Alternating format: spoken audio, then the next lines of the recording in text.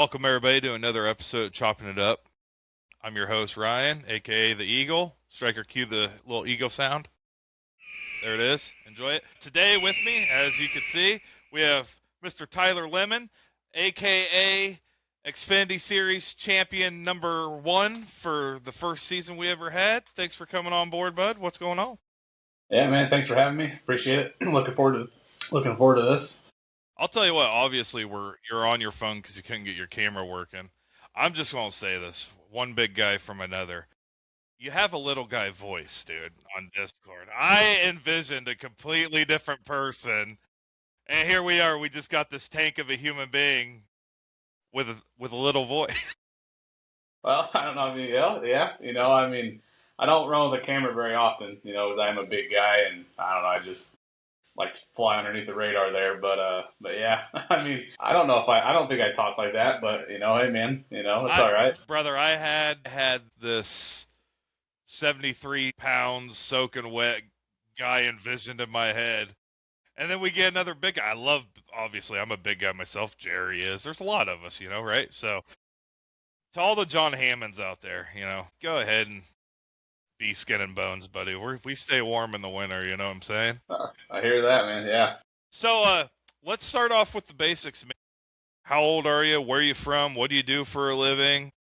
32. I live in northern Indiana. I work at a trailer factory.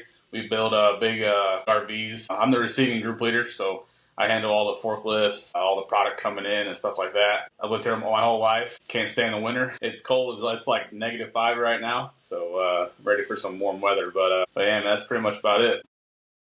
Yeah, man, just I don't know. It's where I've been my whole life, so. Yeah, I'm from the Midwest, obviously, so I'm in Florida now, and dude, it's a different atmosphere just altogether. You say you hate the winter till you get summer all the time, and then the people just ruin it for you. They really do, because I would love to go back home. Yeah, I mean, it wouldn't be so bad if I didn't work outside, so it's pretty rough when it's really, really cold, but. Like I said, I'm a big guy, so you stay warm in the winter times. So, I'm noticing your little picture back there. Tell me about that. Is that you or somebody else? No, it's a guy I know. Man, back probably 2016, I started following these. That we have outlaw super late models around here. They kind of look like the cars that run down at the Snowball Derby. They're late models down there. They're like wedge body late models is what they are up here, but they have kind of like open motors up here. But I started following these guys, and man, this guy back here, his name's Tyler Rohrig. He had been in a real bad accident down in Anderson Speedway, and he had just come back. They said he might never walk again, let alone drive a race car. I started following him and his dad around Indiana, Ohio, Michigan. I mean, this kid just dominated, man. So I got a picture of him of a bunch of his wins and stuff like that. It was kind of a rough time in my life. I kind of used going to the racetrack to get away. In my opinion, there's nothing better on a Friday night than the smell of race fuel, on a hot Friday night, hot Saturday night, So, I don't know. It's kind of a sentimental thing, that he, going and watching him and his dad race and helped me through a hard time in my life. And it's more enjoyable to me to go to a track and you got someone to cheer for. And they're good. He's my age now. We were, I was 23, 24 back then. So, yeah, man, he's just he's all over. Does asphalt, and asphalt sprint cars. And have you ever heard of the little 500 down in Anderson, Indiana? Man, it's the biggest non-wing sprint car race on asphalt in the country. Yeah, 500 laps on a little quarter-mile bull ring, and he's won it a couple times. And if you ever want to see some good short track racing, man, that should be on the top of your list. Yeah, I'd definitely have to look into that. I'm sorry I cut into that, but let's go backwards since you brought it up a few times. Let's talk about, your upbringings. I mean, some people go through different shit, like my parents were divorced as long ago as I can remember, obviously. Bring me up, through your childhood and to the point of where you started, catching the interest of racing. Did it come from your dad? Did you see it on TV? What the deal was? Yeah, my mom and dad got a divorce when I was in the 7th grade or so. But prior to that, every Saturday and Sunday we watched NASCAR. Saturday we'd watch the Xfinity Series, and Sunday we watch Cup. And we have a local track close to us here, New Paris Speedway, and it's just a little quarter-mile track too. And back in the day when things were cheaper, man, you can go and it was a great show and stuff. So that's kind of where my love for racing came from. And then as I grew up, I hung out with, like engines and stuff like that. And I like cars and I like to work on cars. And that's kind of translated into racing and stuff. And as I started getting a little older into high school, obviously I didn't have a lot of money to go do stuff. But once I got out of high school and stuff, I started finding my way back to the racetrack on Saturday nights. I was, like I was saying, I was going through a real bad breakup. And I don't know, something about being at the racetrack, man. It's peaceful. It just really helped me. I couldn't wait. Around here we don't have racing all year round, so it was it was tough to wait through the winter. I don't know. I think that those couple years there, I think every Saturday night I was somewhere, and I traveled. I go all over the place. Like outside the state or just within the state? Yeah, Michigan, Southern Indiana. I think the furthest north we went was about 4.5 hours north. We were about an hour south of the Mackinac Island Bridge. That was just for a little short track race. That's awesome. And then far east I went was New Philadelphia, Ohio. That was about a 250, 300-mile drive. Just like I said, just for another short track race. But I follow those outlaw late models. Tyler and his dad, they always hit the big shows, the big money shows. And I just followed them all over the place. Hey, man, great life experiences. Yeah. I gotta do that a couple times with a few guys I know, and it's nothing that can ever be explained. Right. Yeah. People are like, why would you drive 4 or 5 hours, to sit there for 3 or 4 hours and have to turn around and drive right back? It's like, well, it's the quality of the show you're gonna get. You know what you're gonna get because you know who you're going to watch, and when it's something you love, you can't explain that to people. Unless it's the same way as someone else loves something else. It's just if it's in you and it's what makes you happy, then you do what you got to do to make it happen. Brother, I've been iRacing since I learned about it, which was in 2016. 2016 was short-lived, like G29 wheel, nothing. This was back when Fanatec was like Yeah. there was no other direct drives even being made at that time. It was all Fanatec.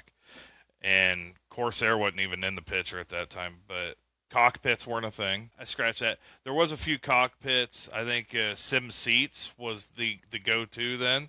But I mean, I sold it, I rebuy. I sell it, I rebuy. I sell it. I'm on my like 5th rig now, and it's just I'm 38, and it takes a minute to get it in your head. So I'm glad you figured it out before I did, brother. But it's like, hey man, this ain't the what's the urge of wanting to be around it or do it or whatever you gotta, however you want to word it or whatever. If it never goes away, stick with this shit. Yeah. It can only get better. So married, kids. What's the 411? Tyler, a single man? I got a girlfriend. Her 2 kids live here. We just actually bought a new house back in late September. Congratulations. Thanks. So now I got a whole room to myself. At the old house, I just had a little sunroom that I laid carpet down, and that's where my rig was the whole time. But now it's a whole room, and I got some decorations on the wall, and I got this picture up, and then you can't see it, but this wooden thing here behind me, it's got a bunch of Dale Earnhardt memorabilia in it. And so it's just nice. It's where my rig stays, and no one really comes in here except for me and my dogs. Well, that was going to be my next question. As you're growing up, who were you rooting for? My dad was a Dale Earnhardt fan, and when he passed away in '01, I just rolled into being a Dale Earnhardt Jr. fan, and that's who I watched growing up. And then when he retired, that was about the time they were kind of getting away from the high horsepower and the downforce and like the NASCAR that I loved. But I started watching Chase Elliott. I'm a big Chase Elliott fan, but these next gen cars, man, they drive me nuts. And it's not a race car to me, so I don't watch a ton of NASCAR. If I watch anything, it's the Xfinity Series. Well, Here, in Chop Shop, if you come into the room any given Saturday or Sunday, me and Nate watch the races quite a bit together. The trucks, then we'll watch the Xfinity. Me and him actually got $100 bet on who's going to finish higher in points between Zilich and Hocevar. So, All right. which I think's a good bet, in all honesty, because it could go either way, right? Absolutely. Me personally, I'm a Larson fan, obviously, but I come from the dirt. So, by all rights, if I hate Tony Stewart, by the way, I fucking hate Tony Stewart. I've met him 3 times and I hate him. Yeah. Like, he's just a dick. But I respect him. I respect everything. But that's cool. Chase Elliott, man, he needs to get off his fucking high horse and get his hands dirty a little bit. And I think he'd be a better team player. Yeah. That's the only problem I really have with him is he's on a pedestal right now, and I understand why he was put there the second he went to Hendrick, but you're not the fastest guy there anymore, dude. Like, no, he's not. Be a team player so you can gang, that speed, with William and Larson, and be a fucking team player. Yeah. Yeah, I feel like, I don't know if it's the car or what happened, but ever since he broke his leg in that accident he had, he hasn't been the same. Right. Man, that year he won the championship, though. That was a magical year. He was, it was bad fast. But, man, I'm a Larson fan, too, because of the dirt. I like dirt racing. I don't know. I wouldn't say as much as asphalt, but I'm only about 2 hours from Eldora. So we try to go there every year. We missed it this year. I actually decided to run a race Saturday night with Chop Shop instead of going to Eldora. So the weather was kind of iffy, and I was like, oh, man, I'm just going to stay home. I can have just as much fun at home. And I love dirt racing, too, especially dirt late models and stuff like that. So have you watched the Triple Crown, like, in person? You mean like the 4 Crown Nationals? Yeah. Yeah, I've been to that a couple times. Have you?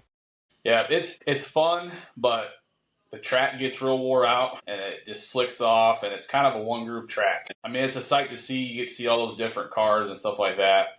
The couple times we did go, it was really cold because it's so late in the year. I guess that's why I've grown to like dirt late model racing, because even if the track slicks off, I feel like they put on a better show. I've been to the Kings Royal a couple times, been to the Knoxville Nationals. Sprint car racing's fun, but I feel like so much goes into being there, and the race is over in 20 minutes, So, it's tough for me to... Well, brother, the Knoxville Nationals is all about what happens after the race.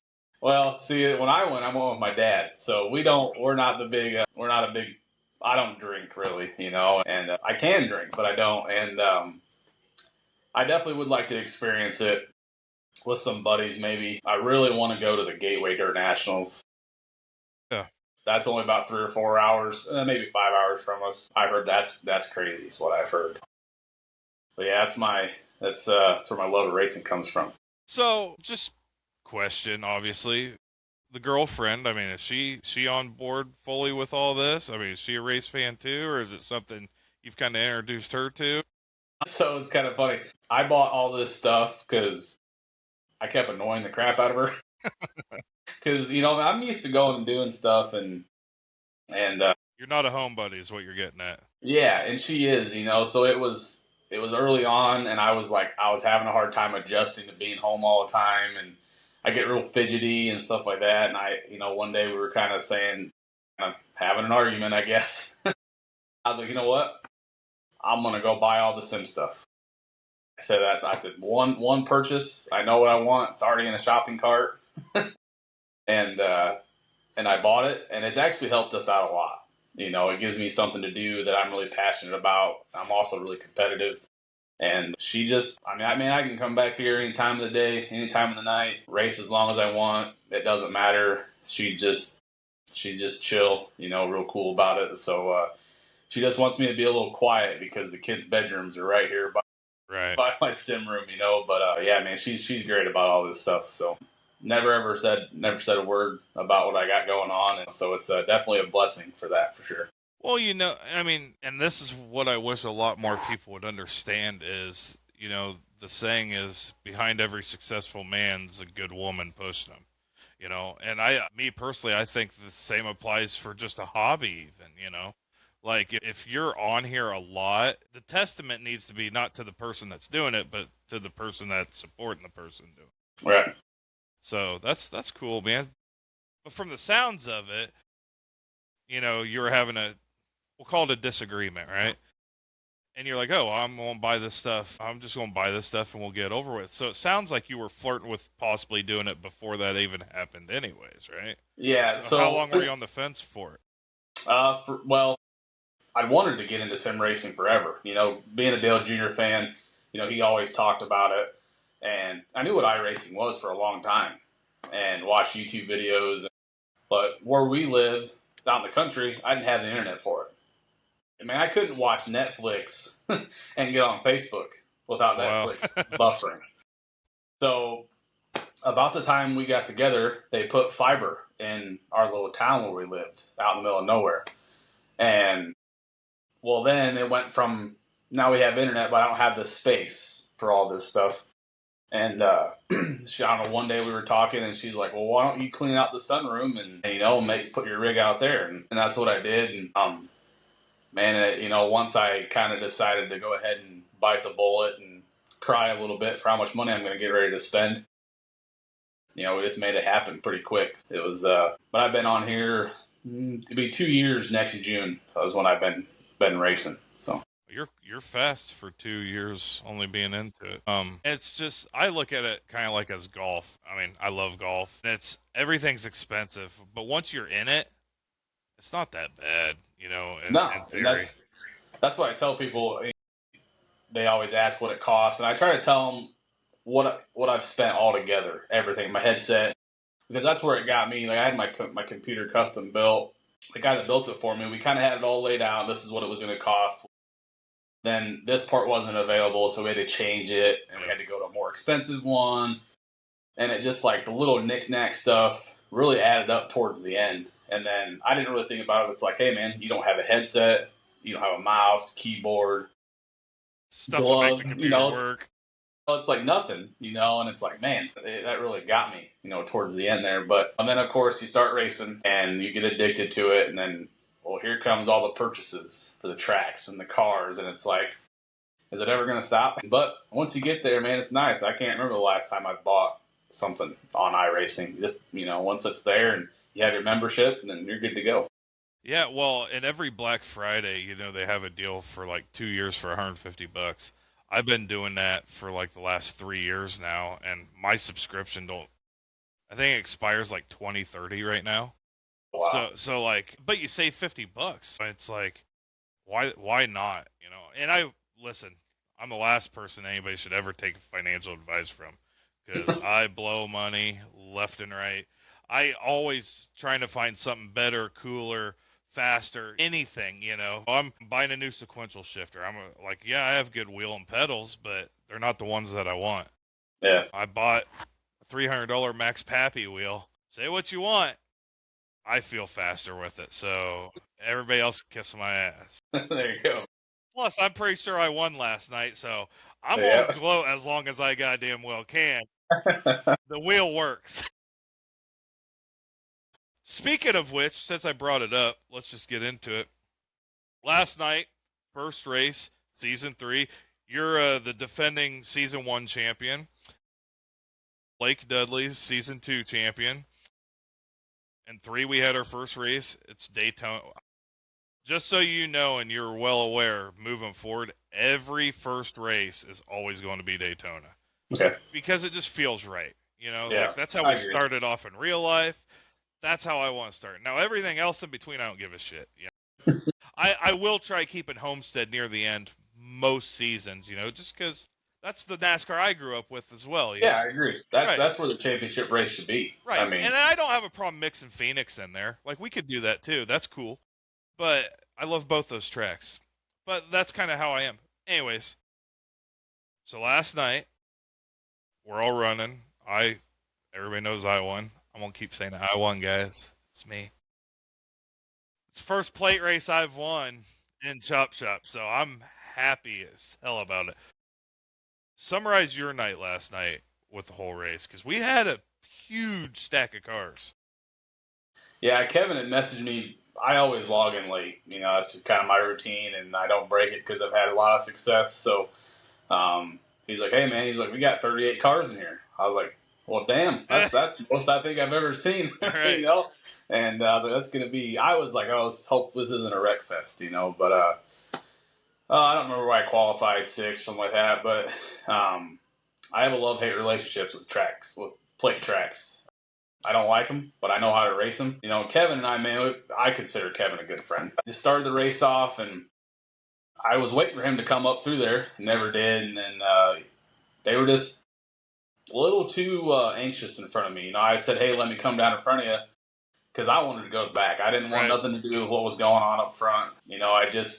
I don't know, a lot of new guys. That happened last season too. You got to get, you race with the same guys all year, so you know what to expect from them. But when you got these new guys coming in, and it's just, I don't want to ruin my Saturday night already. Right. So, I dipped off out back, tried finding Kevin, and we had the stage break, and then, I pretty much said, "Hey man, I'm gonna tag your bumper, and that's where we're gonna go." So it was a good race right there to the end, man. It was. It was funny. Him and I wanted to work together and stuff, but I was up behind John and he was behind you, and it was like, well, who's got the bigger pair of balls to to not lift and just keep shoving, And I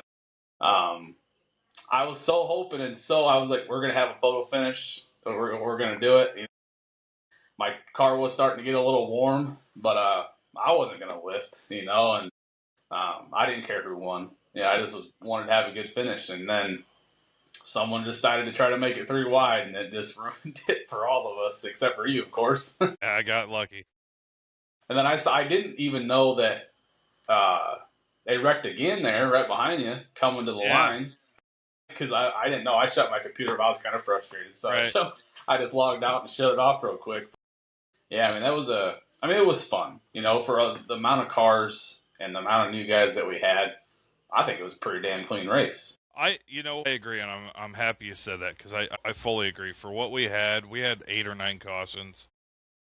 We've had that at Iowa before with drivers with 3,000 plus I ratings. Yeah. So, when we come in the race, I'm always stressing, like, hey guys, I want our I don't consider it my series, even though, I took care of majority of the bills for it. It was my idea, whatever, et cetera, et cetera. It's not just me making this look good, obviously. It's you, it's Winker, it's John, it's everybody that races clean, and we keep it clean. There's a few races where you and I've gotten into it, and you're like, shit, man, I didn't expect you to break that early. And I'm like, hey, I saved it, no big deal. And we go back to race, and it's not, shit happens, obviously. Yeah. So, no, I agree. It was a good race. What I was worried about last night is because after that stage break, you and Winker stayed out, and I seen you guys up front, and I go, okay, I know who's playing teammates now. I knew you guys would work together if you got to each other, but you guys strategically made sure you stayed out. And I'm like, okay, the stage is set. We got to split these two up in order for them to, to force you guys to work with different people. Obviously, Obviously, me and John's been racing together for a little bit of time now too, and Dove, and Dove is a great driver. He really is. Yeah. He loves his plate tracks. He knows how to run them. He just makes bad decisions sometimes. That last wreck wasn't Aaron Ryan's fault at all. It was Dove. But it's last lap. I get it. I'm not mad about it. It sucks for you guys. Because we were going to be 4 wide in that tri-oval. I knew we were. I knew this. John was going to come door slam me, open up the top for you. Winker was going to try sliver neither.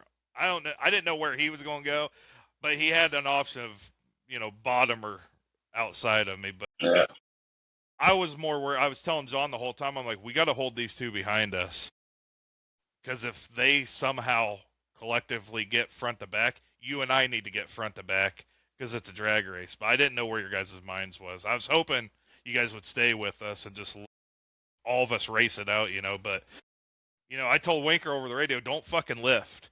Like, you better not. I don't care if I'm sideways in front of you. Do not lift. Like, I would have stayed with John. I want to finish. I mean, this because it's thankfully it's a long season. But last year, I think it took me. Well, didn't do good at Daytona. Got wrecked out. Second week we were at Gateway. I think didn't do good there. It took me to like week 6 to even get in the top 5 points. So if we can have a good finish and stay up front, that's what I'm going to do. I'm not. I've said it before to Signature in the interviews, and I don't got to win every race. I want to have good races for the broadcast. No one wants to wreck. You just spent your Saturday night racing. Let's finish the race clean. I mean, I don't think Kevin had anywhere to go. I mean, I wasn't going to make it 3 wide. I was. It was going to be to me. It was who's going to push you through the corner the hardest to get you to the start finish line. We were so close. Yeah, I know too. But yeah, I mean, it's back to Dove. We were racing last season at Talladega, man, and he's good. He's just really aggressive. I mean, Joe Hudson and I worked together at Talladega last season, and that turned out real good till the last lap again. But yeah, I mean, as far as like me and Kevin working together, it really wasn't planned. I mean, we kind of said, hey, if we get to each other, we'll work with each other and stuff like that. But I kind of made the decision, hey, man, like, I saw him stay out, and I was like, I'm going to go with him. That's just, I don't know, him and I have had some crazy good battles, and we worked together at other tracks and stuff like that, and I felt like I owed him one, so I just figured I was going to stay on his bumper as long as I could. That's fair enough. So what are your thoughts on, after, let's say, not after season 1, especially, you and Kevin especially had a huge target on your guys' back. Like, most of the guys, I've heard the chatter, they're like, oh, those 2 guys are the guys to beat. What's that do to you mentally, coming into a new league, running a new series with everybody, But like Kevin said, after our Kansas race, he's like, I wasn't trying to piss anybody off because I'm new here, I'm just trying to build some respect for myself. What's that do to you guys mentally going into like season 2, knowing that you have this persona of not necessarily the bad guys, but it's like, oh, these guys they're fast, and we don't know if it's legit or not, and we're not sure if we like it, Yeah. I don't know, man. It's just try to be clean, I guess. Maybe not push your luck. Yeah, I don't think you saw it so much at the beginning of the season, like season 2. I feel like people raced a little easier around, me or whatever, But man, towards the end of the season there, you could tell no one was going to give me an inch. Right. I mean, they if they could door me, this is how it was coming down pit road. They would push on you, push on me, or slow down. It just, you could tell that, hey, they were tired of me winning and stuff. And it's like, and that's why I try to race so clean. It's like, I know I'm fast, and that's great. But the last thing I want to do is be fast and be a dirty driver too. Right. That's not, I race in a league on Wednesday nights. It's an Xfinity league, and there's a dude in there. He is so fast, and it's not funny, but he's a dirty racer, and no one can stand the guy. Right. And it's like, that's the last thing. Like, if they don't like me because I'm fast, I'm okay with that. Right. At least they're going to respect me as being a clean driver and know that, hey, man, he's not going to wreck me. He's not going to do something crazy. He'll take his second place finish if it means we can come to the stripe, straight and clean and stuff like that. But it's definitely always in the back of your mind, when you start racing guys. It's like, well, they're probably tired of you winning, man. So what are you going to have to do to get by these guys? Well, and it's funny because this season, granted, we have a very good car count. There's a lot of good drivers. Yeah. I mean, and, I'll tell you this, I know you guys heard me over the radio, and I said it to Kevin, too, a few times. The last race, where the hell were we last race, season 2? The last race of the season? Yeah. California, that's right. I was able to jump in on that, and I was mid-pack, like, most of the day, and I'm like, what the hell happened? Did I just get really bad, or did everybody else get really fast all of a sudden? And, Kevin's like, hey, man, after the first 2 seasons, people are developing, which is the whole purpose of this, by the way. Right. Like, it's called rising through the ranks for that specific right. reason. If we had Nate in here, nobody would ever win a race. Right. Just be Nate every single week. It'd be old as shit. No one would want to do it. But he's also a good person to lean on and be like, hey, what did you see that I could do better, or vice versa? Or even guys like Kevin is more aggressive than you. It's no secret. And you're like super fucking patient. How do you keep that mindset watching guys, like Blake, I watch many races where you just let Blake go right by you and you know for damn sure he's going to be one of the guys that you got to beat, Yeah. right? He's going to be top 3 for sure. And you're sitting in 5th and you just watch him drive by and I'm sitting here like that guy has patience like a freaking dinosaur, dude. Because I don't have. If somebody's blowing my doors off and I know I have to beat that individual, I'm like, no, it's go time. So how do you just have to remind yourself the whole night, to stay calm, let the tires do their thing? I mean, what's your thought process there? Yeah, some races, I got to be. One of the reasons I don't log in early is because I don't want to get into practice and start trying to run qualifying laps because that just throws me off in the race. But I think it's funny to watch people drive by me, and I just sit here and I don't have a live mic or nothing, so I can talk to myself, out loud. I think it's funny. It's like I'll see you in a little while, Give me 5 someone, laps. someone if someone dive bombs you and maybe doors you or something, it's okay. That's fine. Go ahead, man. I'll see you in a little while, and it's just funny. It's a game to me. I don't know. It's not really hard for me to be patient. A lot of it goes back to this guy back here. Because these cars, I don't know how much. Obviously, I'm never going to drive an Xfinity car, but they say it's realistic, and you have tire fall off, so you let them go burn their stuff up. I mean, and there's been some times where I couldn't catch them. I maybe waited too long to flip the switch and go, but yeah, man, I don't know. It's just a game to me, I guess, and it's fun. Well, and me personally, I love racing somebody to where we'll door and we're just racing. I love that shit. Me and Kevin's done it 1,000 times, and I can remember. I don't know the track specifically, but I do remember one race that I logged in. During my transition from my old house to my new one, you and Kevin were racing for the win side by side for like 13 laps straight. Yeah, And Richmond last year. yeah, and you guys would door each other, get back. I mean, it was one of the best races I've ever watched. Like, it was respectful, but it was fucking racing. Yeah, And I'm like, dude, how do we replicate that over and over and over and over again? Because that's what everybody wants to see. They want to see two fast dudes, whether they win all the time or not. They want to see the guy that's winning all the time challenged, right? yeah. And they want to see if he's going to fold under the pressure. And you guys weren't folding. It was awesome, dude. Kudos on that race, by the way, Thanks. because I didn't care who won at that point. I just wanted to watch Yeah, out, yeah. play I it didn't out either. again. Yeah, that's what I hope people understand. I don't want people to dislike me. I don't, and that's probably why I'm not as aggressive as I should be. Um, to me, like a lot goes into this every Saturday night. Like there's other things I could probably go do, but I love this, and I know a lot of people love it too. And I don't want to. I don't want to ruin it for someone. So that's just I don't know. I know Kevin beat me a couple of times last year, and it's like, hey man, if you would have just moved up a couple feet and maybe got on his door or something, you could have pulled him back or done something. But it's like, why? We're gonna when we log off this, we're gonna go to bed and hopefully, by the grace of God, wake up the next morning, whether we won or finished last. So let's just have a good time, and that's the camaraderie with this group is massive for me. It's I've joined a couple other leagues and I left because they were just dicks, man. You say, hey, thanks for letting me go, or hey, man, go ahead and I'll let you go. And then you catch them and they're blocking you like they're trying to win $1 million. We don't have that in this league. And it's everybody, from top to bottom. And everyone's so respectful. And like I love Chop Shop. It's my favorite league.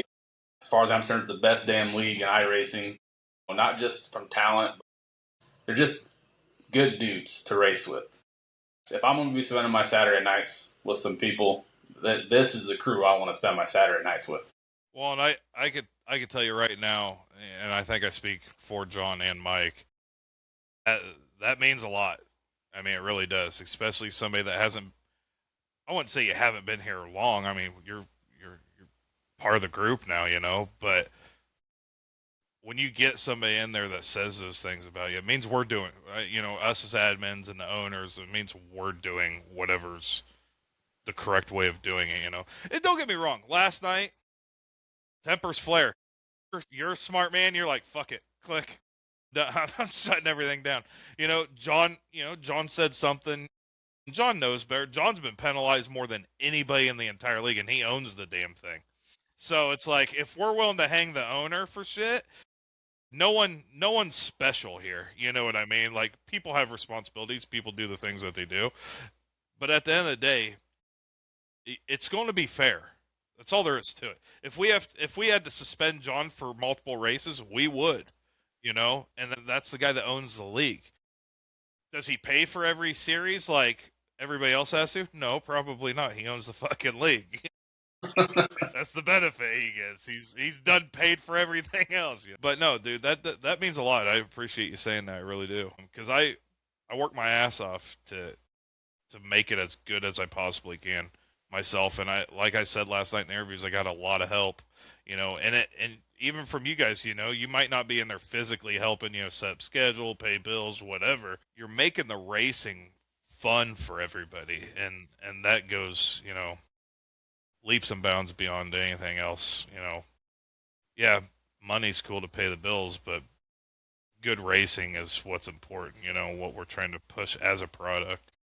Anyways, thank you. Well, no, thank you, man. I mean, like I said, I just left. I won't say the league. I just left because a couple weeks ago, man, I had 2 wins in 3 weeks, and they were fast dudes. But I just didn't. I just can't. I'm not going to spend my time. First of all, it's hard for me to race through the middle of the week as I wake up at 3 o'clock in the morning, go to work, and so I'm gonna be damned if I'm gonna spend my weeknights racing with bad leagues. I mean, it's maybe not bad leagues, but the admins and stuff. I follow your guys' how you guys act with respect. Like, look at Nate. Nate is the fastest dude I've ever seen. I mean, I ran the Indy 6 hour with him and Tyler Hammond. Dude, you couldn't tell talking to Nate that he will blow your doors off Right. without trying.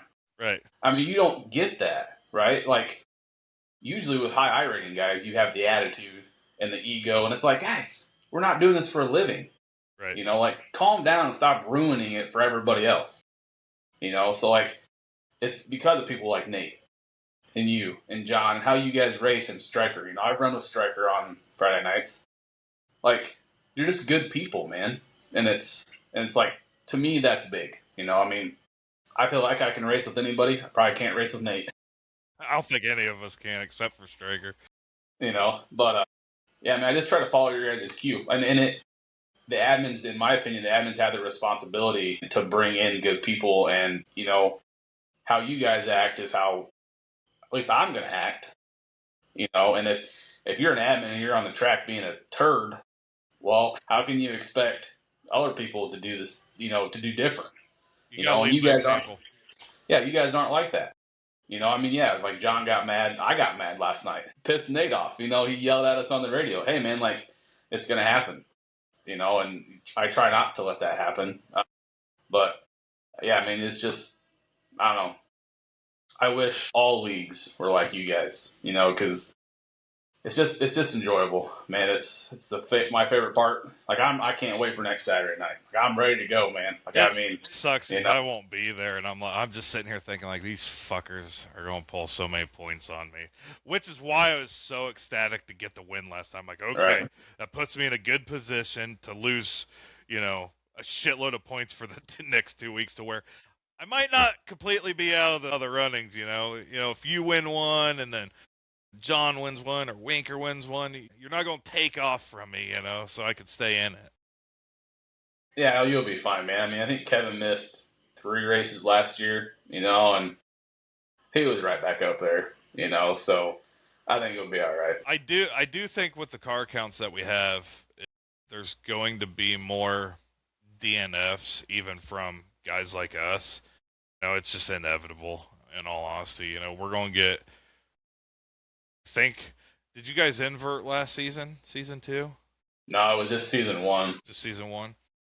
I didn't even think about that as a thing. So obviously, we don't ever change rules in the middle of a season, and we started it. So if we're not doing it, we're not doing it. But I liked it. Like, I really like making the guys that run up front run through the field because like you said, Nate isn't somebody that's top. The dude thinks he sucks, which makes him faster. Like, a fast guy that thinks he's slow is a dangerous human being. Like, so, but it humbles you. You could win 6 races in a row and then be like, all right, from now on, you're starting in the back. Well, now you got to drive smarter. You can't just go balls out, because you're not on the pole. So I do like that aspect. I think we're going to bring that back. Man, I liked it. It's funny that you said something. I actually talked to Kevin in the offseason. I said, hey, man, I was like, what do you think about saying something to Ryan about bringing back, like, inverting the top 5 like we did season 1? And, he pretty much said he didn't care, and he's like, you could say something to him. I just never did.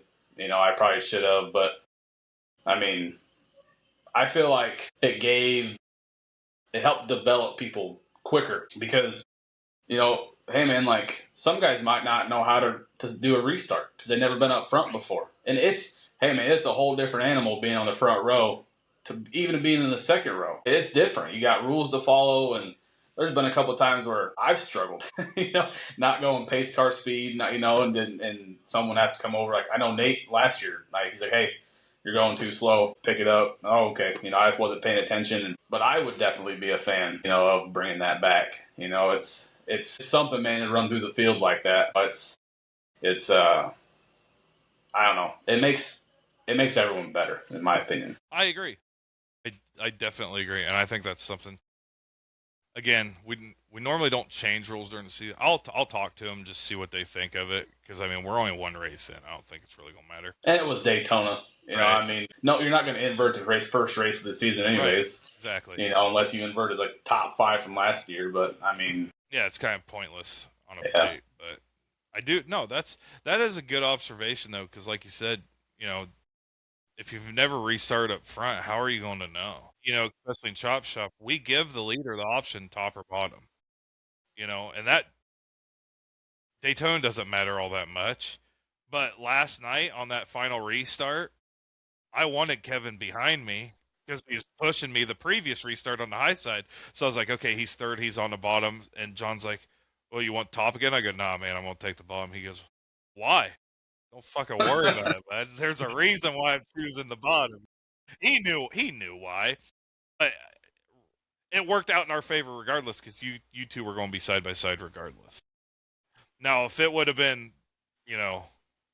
you second, John third, I probably would have went to the bottom again, to stay with John and give you guys a good, because I want to put on a good show too. I'm not absolutely racing, But yeah, man, that's a good observation. Damn, dude, why didn't I think of that? That is another thing though. To change.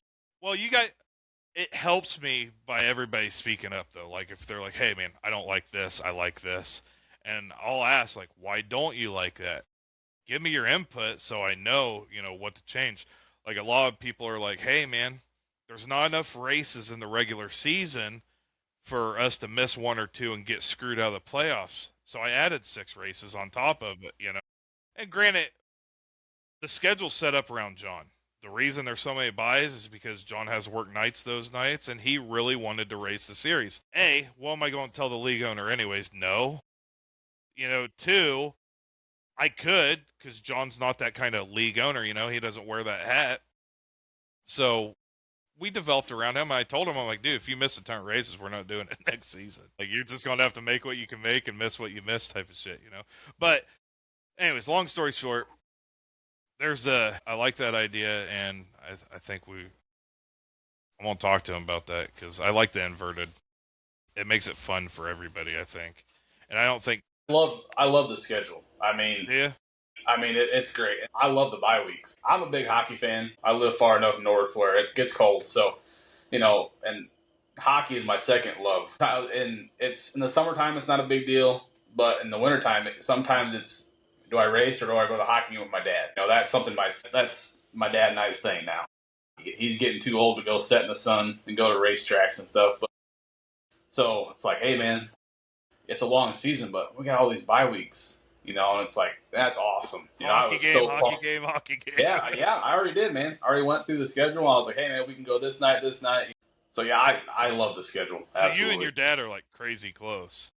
Yeah, we, call him almost every day on my way home from work or whatever. When him and my mom got a divorce, man, he was gone for 3 or 4 years. Didn't really have much contact, and as I got older, I got over him leaving, and then we started hitting the racetracks up, and yeah, man, that's just now it's hockey. Like I said, he's getting too old to go sit in the sun all day. So, and you go to a hockey arena, it's climate controlled, and Right. and but yeah, I mean, I love the schedule. So it was definitely a big win with me. Shit, you and Nate get along great. He loves his hockey. Yeah. I mean, he used to have the Bruins on his car. I think he ran that thing for like 2-3 years. He had big old Boston Bruins on the top of his hood. Big pile of poop on his car. I didn't even know what that was. I asked him. He's like, "It's hockey, dude." I'm like, "Bro, I live in Florida. Yeah. I don't even know what the fuck hockey is." I have watched it, once the USA and Canada went at it, and I'm like, "Oh, it's a UFC fight on ice. This is phenomenal, dude. I love this sport." Yeah. Yep. That's awesome. I like hearing about stuff like that because I have 5 kids, 4 boys, 1 girl, and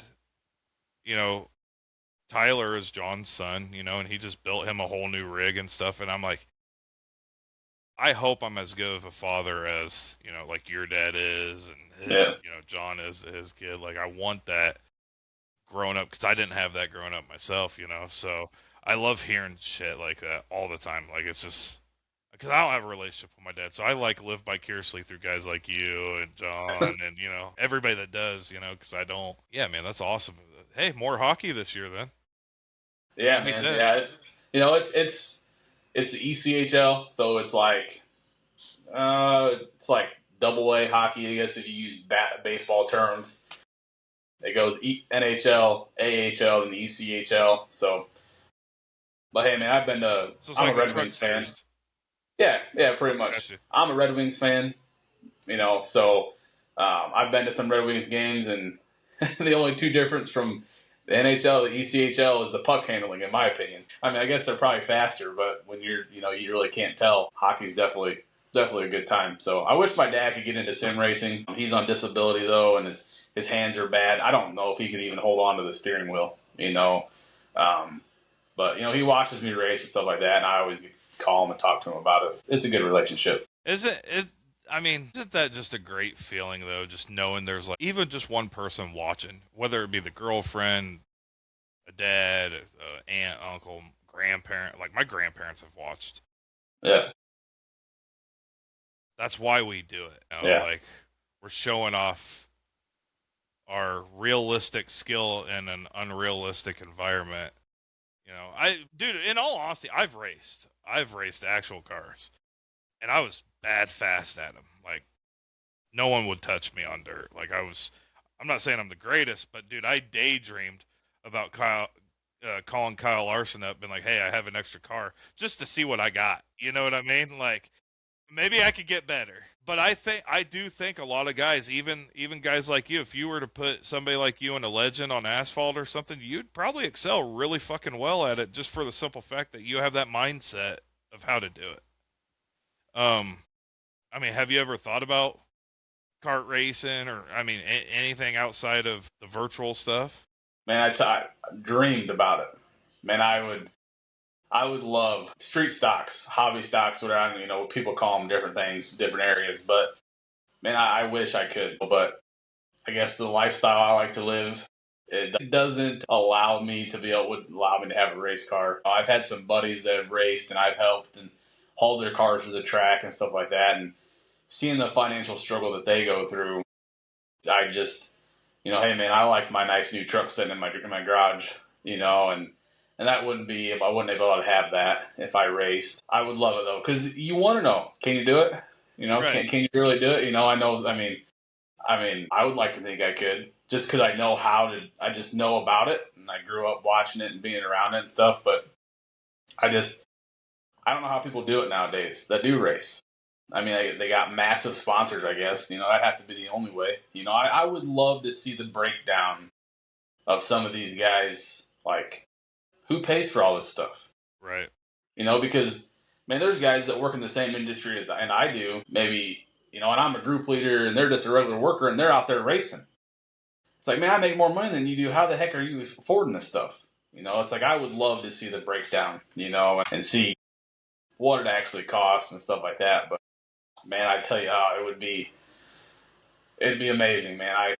I dream scenarios about someone coming up and saying, "Hey, man, $1,000 you can hop in this thing and race it for the night." Man, I'd go to the bank Take so my fast. money. Yeah. I couldn't get to the bank fast enough. Right. I'd probably pay someone $5,000, let me get behind the wheel of something just for one night. Yeah. Just for a night, just to, that'd be amazing. Yeah. The dynamic has changed too, dude. I mean, it's all about money. Like the Knoxville Sprint Car Series, they have a 305, and it's supposed to be designed to get new people into the sport and have them develop and grow and potentially get a ride or whatever. They have an engine package that you can't go outside of it. It has to be this specific engine package. $40,000. Yeah. Who the fuck got $40,000 just laying around? Now, can I go get a small block 305 Chevy and build it? Yeah. A hell of a lot cheaper than $40,000. I could build one to run with that engine for less than $40,000. 100%. Yeah, absolutely. But they won't let you do that because they're worried about cheating this, cheating that. Yeah. I mean, dude, isn't that what the basis of race? I mean, I hate to say it, but ain't that the basis of racing? Period. You're telling me Darrell Waltrip didn't cheat his entire reign? Get the fuck out of here! You know he did. Joey Logano 2 years ago had a web in between his fingers for Talladega.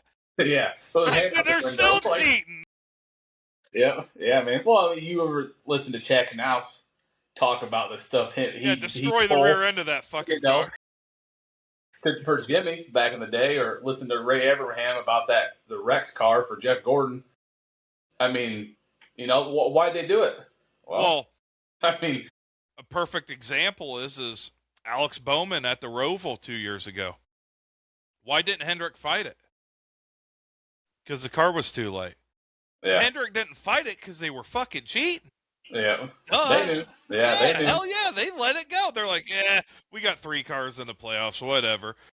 Well, buddy, you end up letting Joey Logano in, the cocksucker wins the whole thing. If it wasn't for that Roval incident, that would have never happened.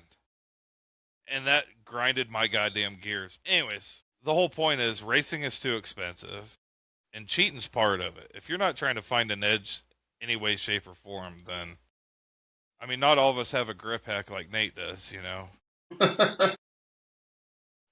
It frustrates me on how good he actually is. And it's funny, I know you guys ran that race with him, but if you watch him in an NIS race with the top split guys, Casey Kerwin, and I mean these Coke drivers, Nate is us racing in our other series with Nate.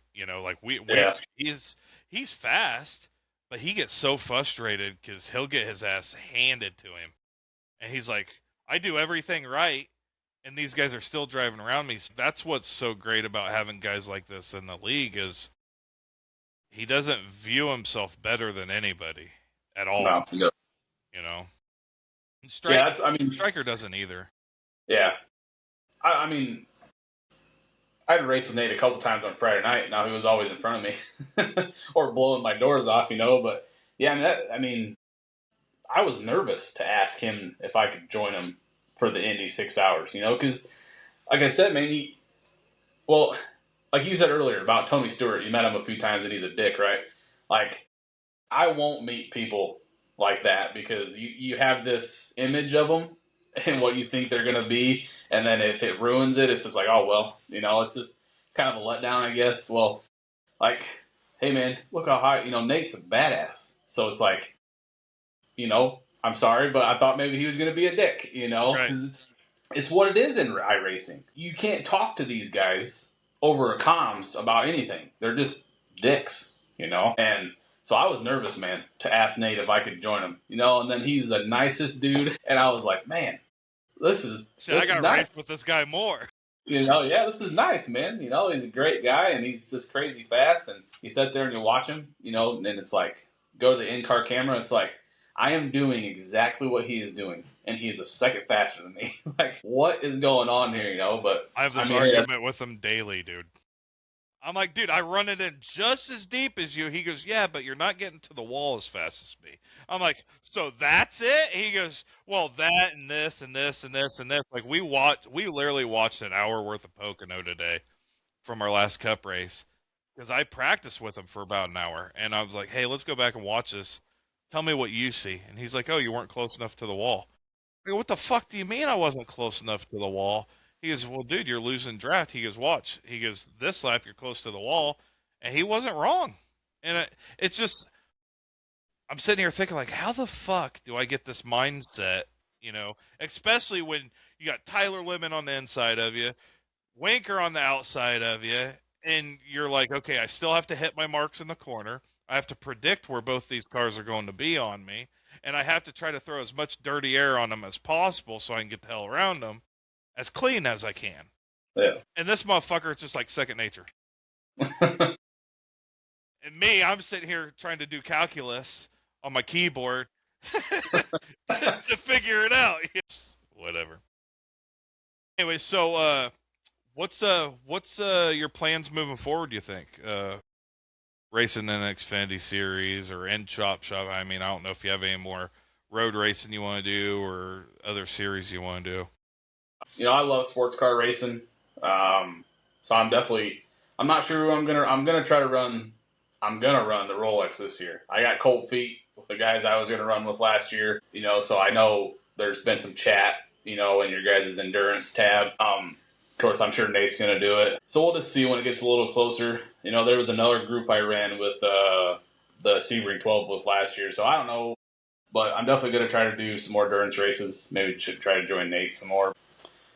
I know I kind of blew it this year with the Cup Series. I missed too many dang races, and I was like, I didn't think it was that big of a deal. And then I ran a couple races and had some good finishes, and I gained like no points.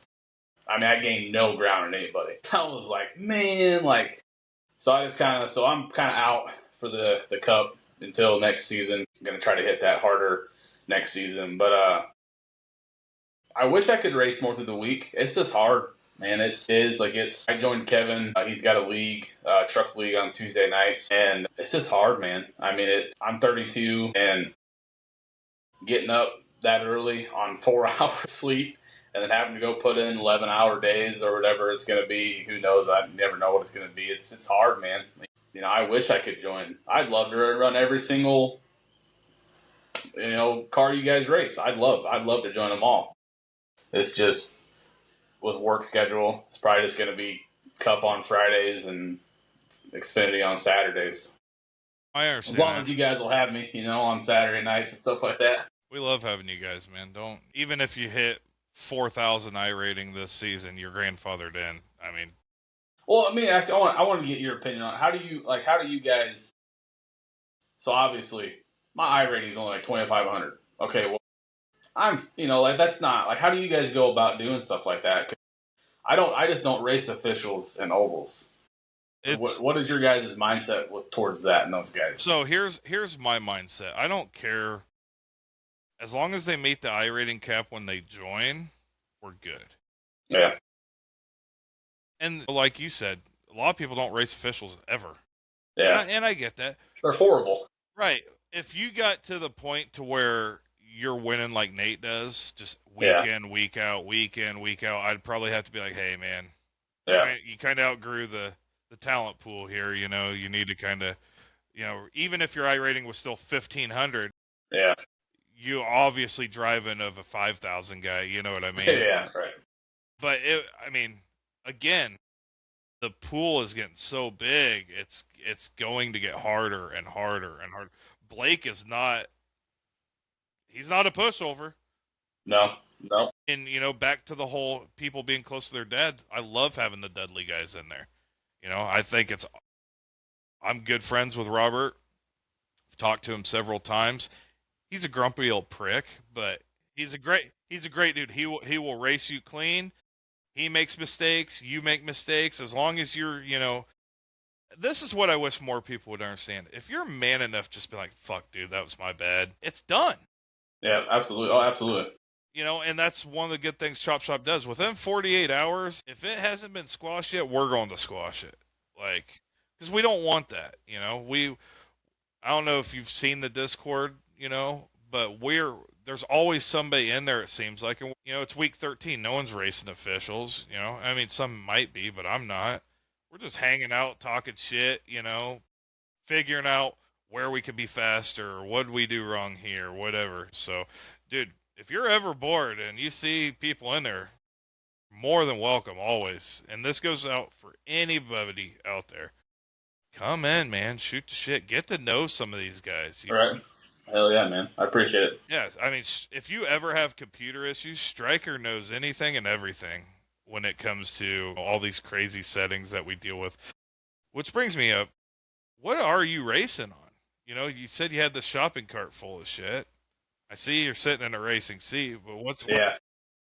I mean, the people want to know what Tyler Lemon's fucking whooping everybody's ass on. I don't know if it's anything special, especially now, with all the crazy stuff that keeps coming out, but it's a racing cockpit. They're out of California. It's pretty basic, man. I think my wheelbase is actually rated too high for this, but my hands bother me too, so I don't keep the vibration up real high, but everything else is Fanatec, man. The wheelbase, I got a Club Sport DD wheelbase, the shifter, the pedals. The seat actually is, because I'm a big dude, the seat that came with this damn thing was for a 120-pound man. So you went on racingcockpits.com? Yeah. Yeah, that was my first one. I had that NGR wide, and it was still too tight for my ass. Yeah. Yep. So I got a hold of them and said, hey, do you guys make any different seats or whatever, or, like any recommendations? And they were like, to be honest with you, man, he's like, you can go buy like a vehicle seat and make it work. So I found a guy had a set of old Honda Civic seats, and they look like race seats, man. And I paid $100 for two of them. Fantastic. And I come home and I used the passenger seat because it didn't have no wear and tear on it, and had to do some modifications to the seat rails and stuff like that. And then the front is zip tied to my rig because it just wasn't gonna work. Yeah, man, that's pretty basic stuff, man. I want to get different pedals. I have no complaints with the Fanatec pedals except for they're the V3s. They're fixed. You can't move them apart. And with me being a big dude, it's to do road course racing or anything like that where I'm really pushing on the brake pedal, just kills the middle of my foot. But that's about all I really want to upgrade, man, is my pedals. I really want the Hosenfield or whatever, the Ultimates, but those are expensive. Dude, if you buy the Sprints with a clutch, it's the same thing. Is it? Yeah, I've had the Ultimate Pluses. Nate has the Sprints. I mean, they are fucking identical. Yeah. And if you want to go a cheaper route, the VRSs are built kind of rector set kind of setup. Same shit. I think the Sprints are actually cheaper. I think the Sprints are like $569. If I were you, that's what I would do. I got the V3s too myself. I fucking hate them. Like, I hate the software. Fanatec just isn't what Fanatec used to be anymore, Yeah. I mean, Moza has a phenomenal product for half the price. Then you got SimMagics. I wouldn't say they're great, but they're decent, Yeah. And then you got, Acetec, SemiCube, which are top tier shit, in my opinion. But no, dude, I triple monitors or single? Nope, a single 34. It's curved. 34, Yep. really? Yeah. So are you always like looking left and right? No, I don't really. I mean, I have the buttons on my wheel. I have the NASCAR wheel from Fanatec. So I have the buttons I can turn, left or right. But nah, man, it's just off of feel, off of noise. Listen, spotter watching your rear view type of shit. Yeah. I mean, I really want an LG 45-inch curved. I really want one of those, but they're like $1,000, Yeah. And this killed me when I bought this. I mean, this $6,000 for all this stuff, I think, was about all said and done. And I about cried multiple times.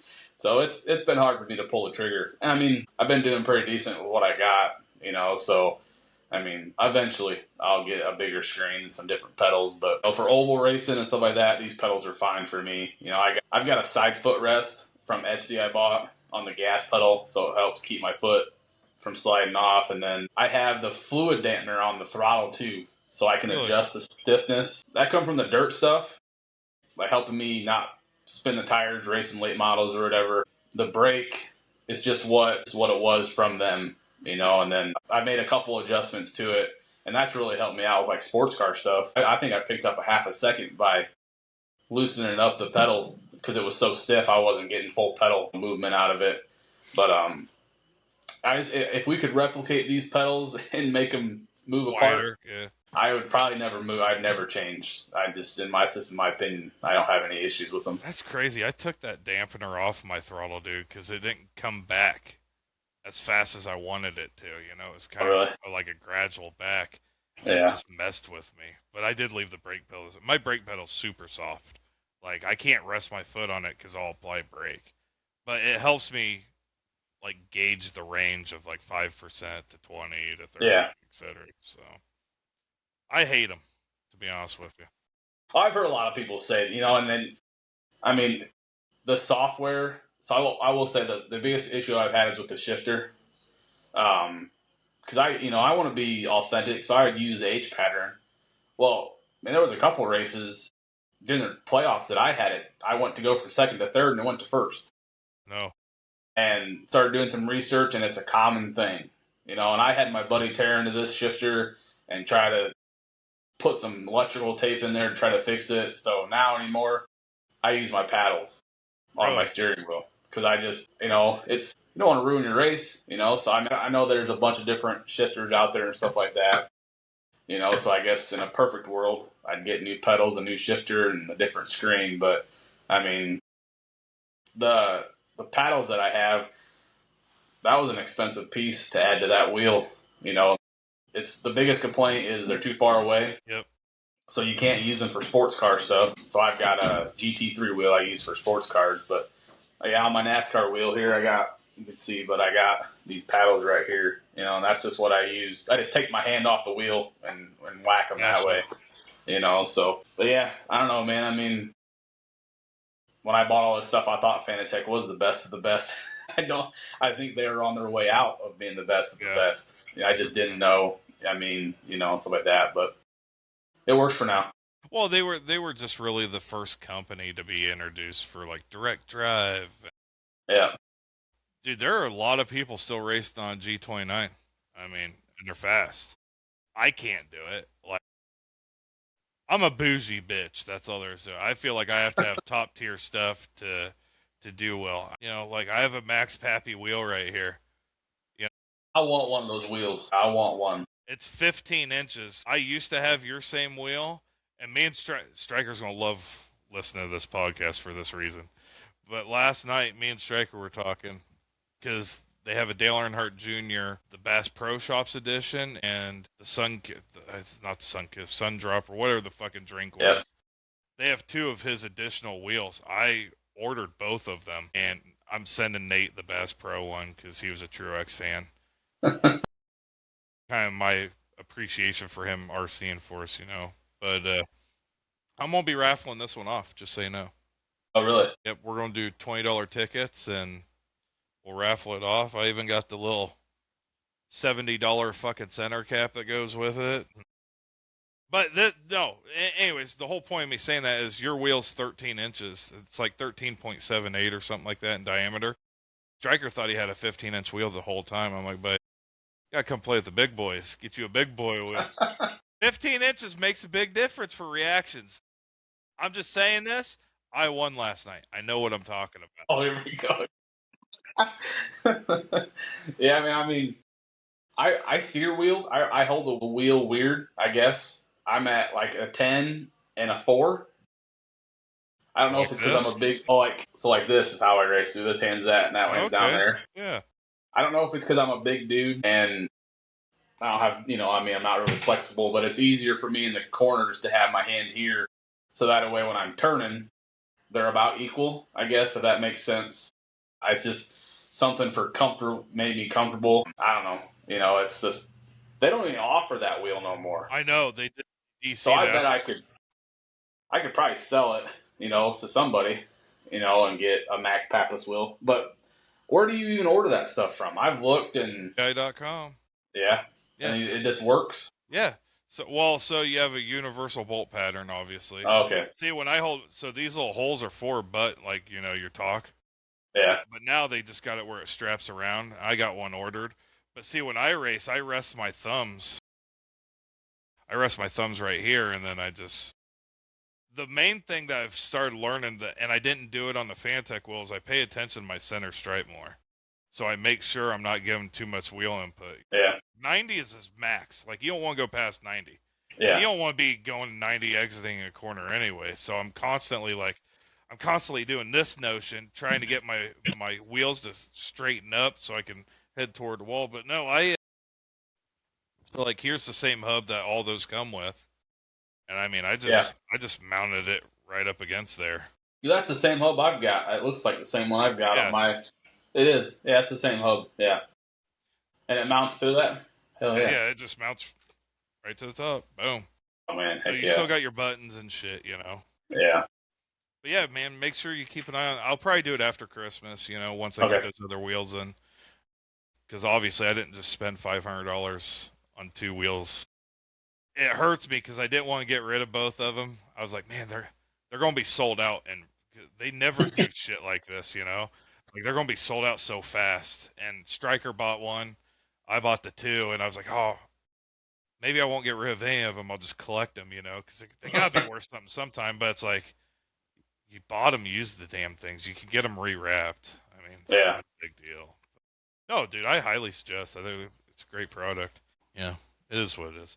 What about button boxes and shit? You rocking a button box, or are you just using the buttons on your? Yeah, I just use the buttons on my wheel. I've been thinking about buying a button box. Listen, I'm not computer smart at all. That's why I had a guy build my computer. What I did is I took a screenshot of the minimum requirements for iRacing, and I said, I need you to build me a computer that is way better than this. That's what I said. I don't know what any of this means. I said, so tell me what it's going to cost. I'll send you the money, make it happen.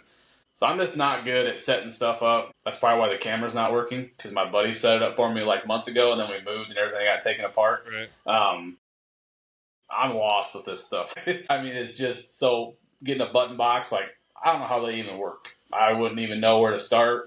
So I guess that's probably what keeps me from really changing stuff, I guess, because it was a pain to get this stuff set up. And like even for me to figure out how to like get iRacing on the computer, get everything downloaded, and man, I sat there for hours trying to figure this stuff out. I'm just not a computer person, I never have been. But so that's probably I'd love a button box. It'd be a lot easier because I always got to change my buttons from Right. like GT cars to the oval stuff. Yep.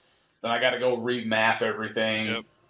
and if I try to use the buttons on the wheel, it never fails that I delete something else that button was assigned for. Right. So then I go to the race and that button's not working anymore, and it's just like, you need a button box, man. Well, and with the UI, there's a tab at the top says for this car, and you can turn it on and off. Make sure you okay. turn that on, map your buttons accordingly, and then when you go back to oval, it'll be back to what it was, and when you go back to GT3 or P or whatever the fuck you're racing, that you set it, turn that little tab on for that car, it'll be the same thing it was originally, to where you don't have to Oh do yeah, that shit all the time. I didn't know that. That's Yeah, so awesome. I used to do that shit too. I'm like, oh fuck, I can't do my sequential. I want my paddles, obviously. And I had to keep changing it, and they're like, dude, why don't you just map it for that car? And I'm like, oh, maybe I should. Yeah, Because I it's a mean, hey, different man. wheel and everything. Yeah, yeah, yeah. I wish I was better with computer stuff. I'm just not. It's Well, I'll tell you, man, if you get a button box or whatever, man, like I said, there are a lot of people here. that would walk you through it. They'd be like, "Hey, share your screen. We'll walk you through it. It's not that difficult." I appreciate it. Yeah, I'm scared to death if something happens to my computer. Well, see, this is what you need to do, and this is like half-assed, but I'll show you anyways because I worked on it. Maybe I will. Maybe I won't. Hold on here. Let me hold on. We'll get this shit down here. How do I fix this? Come here, buddy. Background, visual effects. Hold on here. I don't think I could change it midstream, dude. I was trying to take my background off, but I don't think I can do it. What's this do? Hey, look, I can make you the. Nope, don't want to do that. We can do 3. Make you big, me small.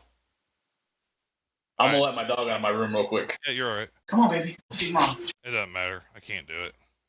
Whatever. But no, so what I did is I got like this generic, I wouldn't say generic button box. It's from SimPanel. It's like $200. But I bought a little label maker and I started cutting labels. I got full stop, 4 tires, 2 gallons, 5 gallons, 10 gallons, fast repair, refresh my paints, force feedback, right tires, auto fuel, clear them, and then it got 4 knobs. So I got main volume, spotter, voice, brake bias, ignition switches, shit like that. Dude, that'd be awesome, man. I struggle so much, like during a race coming down pit road, trying to hit my keys in the box right. to change tires or the fuel or whatever. So most people, it's a little more intricate than what I was going to show you, but most people, they'll run an Elgato, which is like the clear buttons or whatever, but you can design them to look any way you want.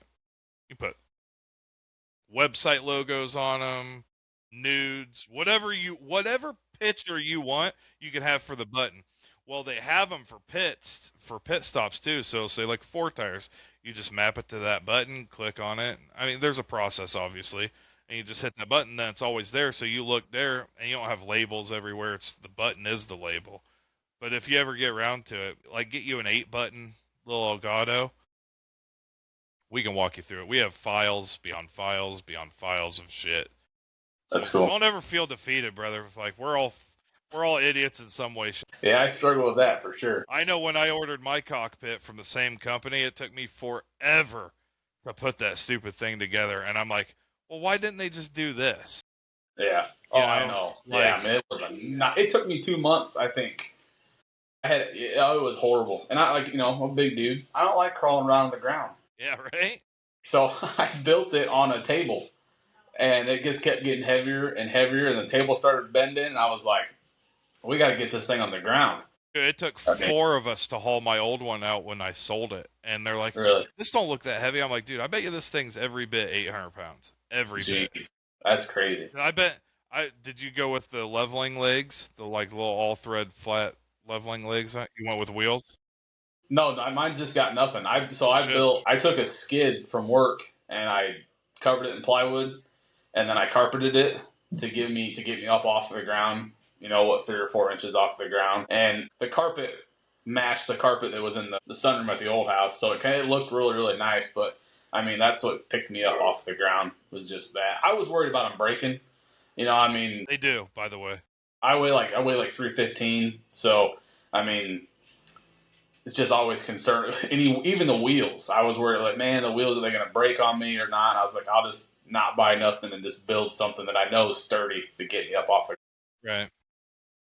That's smart. I had those little legs, and we moved it, and I bent them in half. So I called. I can't remember the owner's name of that place anymore, but I hit him up. I'm like, hey, bro, I need 4 more legs. These things gave out on me moving it. And they're like, oh yeah, you should have went with the wheels, blah blah blah. But they sent me them free. They didn't fight me on it or anything. They're cool. And I had an inverted setup. They'll build you anything you want. Like, I mean, it's 80-20. You can do anything with them. But why are we still using Allen wrench heads? Yeah, I know. Go with a regular bolt, dude. Like, especially for the fucking foot plate. Yeah, I know. Mine moves. Mine still moves today because I can't get it. I had it angled like this, like this, like that. You're just trying to find the right where you're comfy. So and to move them, damn, I stripped those fuckers out so many damn times. It pissed me off. Those little pieces they got. I hate those things. Like, why Yeah. can't we just make this simpler, guys? Come on. Yeah, I mean, it was a nightmare. I think the seat was probably the hardest part for me. Was getting the seat rails. I had the sliders so the seat could move.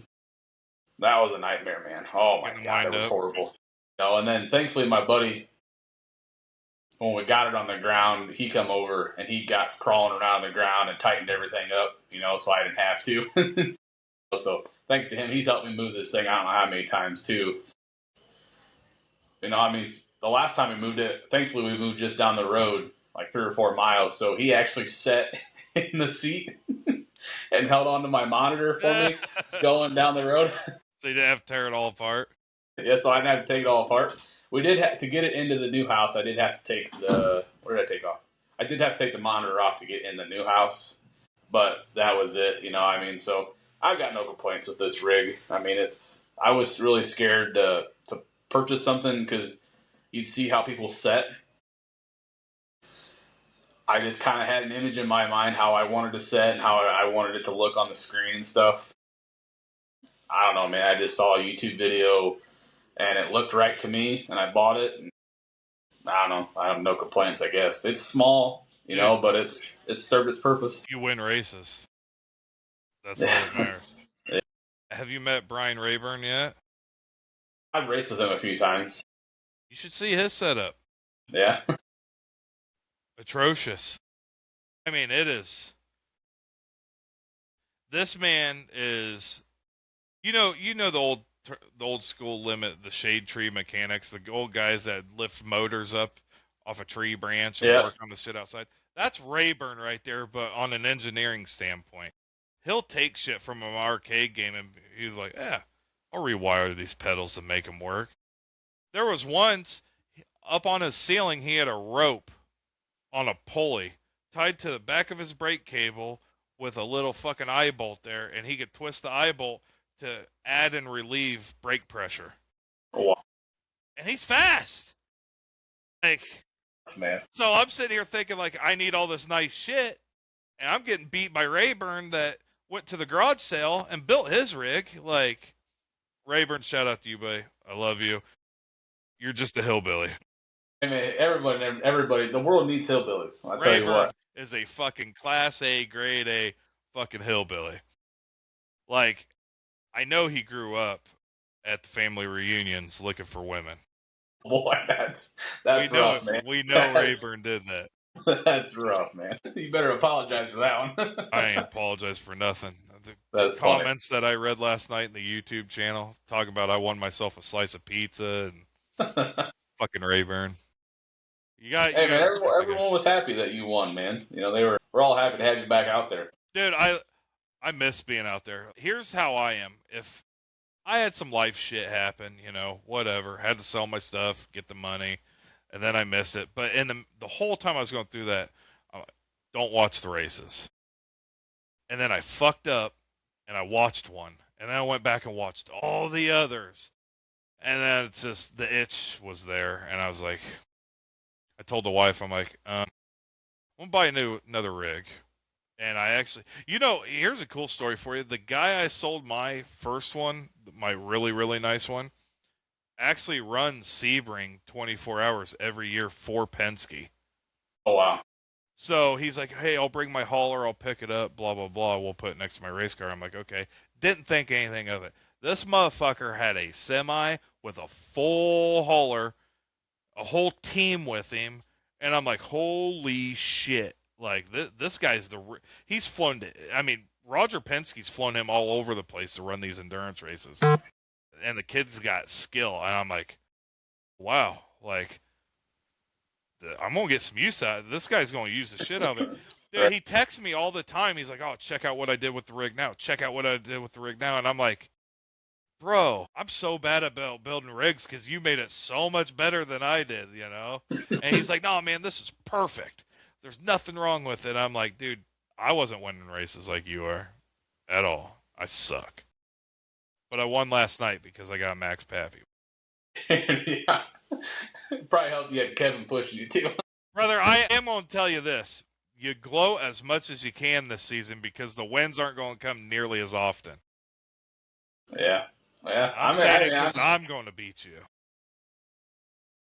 I'm up for a challenge. Hey, yeah, man, I got that competitive. I don't know. I'm competitive, man. I get pretty fired up. I might not say much over the radio or whatever, but I get pretty mad. I'll get wound up, and uh, I don't know. I'm ready for a challenge, man. It's going to be a good season. That's what always sucks, I guess, is it's going to take a couple, 2 or 3 weeks to really get a feel for everybody to get going, and it's like I have that itch. You want to. Are you better than all these other guys? Can you keep up with them, or is there someone that's so it kind of sucks. You got to wait a few weeks. Well, I think by Dover. I think you're going to know by Dover. Well, At the end of Dover, you're going to know. I could tell you right now, like RB's gotten dramatically faster, and he's a slow, smooth guy too. Like if you're going to have anybody to compete with saving tires, it's going to be RB. No question about it. I'm just going through the list here, looking at people that like really stand out. Aaron Ryan's fast, and just because I don't mention your guys' names doesn't mean I don't think you're fast. It's just I don't know you myself. Joey Gattina, he actually owns a Sim 500. He's good. Yep, I've raced with him. Yep. Tyler's faster this season already. Yep. Robbie Milburn, he's a dirt guy. He's wicked fast on dirt. He'll catch on to this really quick, I think. Cam Dietrichs, I don't think he was there last night, but if he does race, he'll be hard to beat. Butler's fast. Retchin, everybody knows Retchin's fast. Retchin's just has the same problem we all do. We're not consistent. Yeah. Dove. Clint Hackett has gotten incredibly faster. Like, I used to knock his doors off, and he's knocking mine off now. Like, it irritates the hell out of me. Tyler Lemon, you really want to watch out for that cat. He could be all over the place. Coulter's quick. Andrew Davis has gotten faster. Dudley's gotten faster. John Hammond's obviously going to be one to beat. K-Spear's back. I don't think you've raced with him yet. He's fast. He raced first season. We had some good battles. Yep. Let's see. Blake. Pat Green. Pat Green's one you got to watch out for because he's wicked fast. Wesley Strait, he's just coming off a 5-month hiatus, so once he gets his bearings back under him, he'll be hard to beat. Roberts is always fast. Fred Chase is pretty fast. Siegfried is fast. I mean, dude, there's so many people out there. I'm telling you right now, brother, I don't mean anything disrespectful by it, but this is not going to be like season 1 or 2. Yeah. Like, you're going to have to put your elbows up a little bit this year, I think. So the clean driving might have to get set aside a little bit, and you might have to show people, like, hey, I ain't one to push around. You know what I mean? And listen, dude, I don't know why everybody likes me in there. I'm happy they do because I'm an asshole at heart. I really am. And I will do some fucking mean shit to you if I don't like how I'm being raced. Like I'll pinch you up on the wall and not let you turn in or pinch you down below. If we're racing, we're racing. But there's times I don't give a fuck if we're in last place. I'll do it to prove a point type of shit, Right. It is what it is, man. Just keep doing your thing. It works. Until it doesn't, then you might have to go back to the drawing board and be like, all right. Do you study any of these videos or anything? No, man. I mean, I don't know. I got some tricks up my sleeve, I guess. I ran some with Sim 500 and those guys, and I don't know. It kind of taught me the line of running really hard but still saving a little bit, and I don't know. It worked. I mean, there was dudes I beat that had 3,000 or 4,000. I don't know. I feel like I can adapt, I guess, to whoever I race, whatever's thrown at me, I guess. So I'm excited, man. I'm trust me, it's burning inside of me to go beat that championship race, man. That really annoyed me. It annoyed all of us. I mean, I was disappointed, in the type of racing that it was. We had all talked for weeks about being 3 or 4 wide, having, and of course iRacing, leave it to them to change the aero package on the car and ruin it, but I don't know, man. I was pretty confident going into that race that I was going to win another championship. So you got humbled real quick. It definitely burnt my britches, that I got beat. And I did go to work, man. Like I said, we've talked about this. I did some homework, and I don't know. We'll see if I got to figure it out or not. But Blake walked us all, dude. I mean, for sure. Well, he did it at Darlington too. Yeah. I mean, I finished second at Darlington. I couldn't catch him. I tried. I couldn't catch him.